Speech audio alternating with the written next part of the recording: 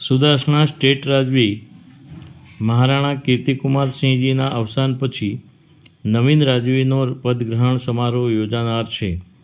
State રાજવી પરિવારના નિયમાનુસાર પાકદસ્તુર અને રાજતિલક કાર્યક્રમ યોજાનાર છે. સુદાસણા દરબારગઢમાં 16 જુલાઈને અષાઢી બીજ રથયાત્રાના દિવસે ગુરુવારે સવારે 11 વાગે આ કાર્યક્રમ યોજાનાર છે. ગુજરાત અને રાજસ્થાન સહિત અન્ય સ્ટેટોના અગ્રણીઓ સહિત સ્થાનિક આગેવાનો ઉપસ્થિત રહેનાર છે. સુદાસણા સ્ટેટ રાજવી તરીકે ઠાકોર સાહેબ વિરેન્દ્રસિંહજી પરમારની તાજપોશી કરાશે.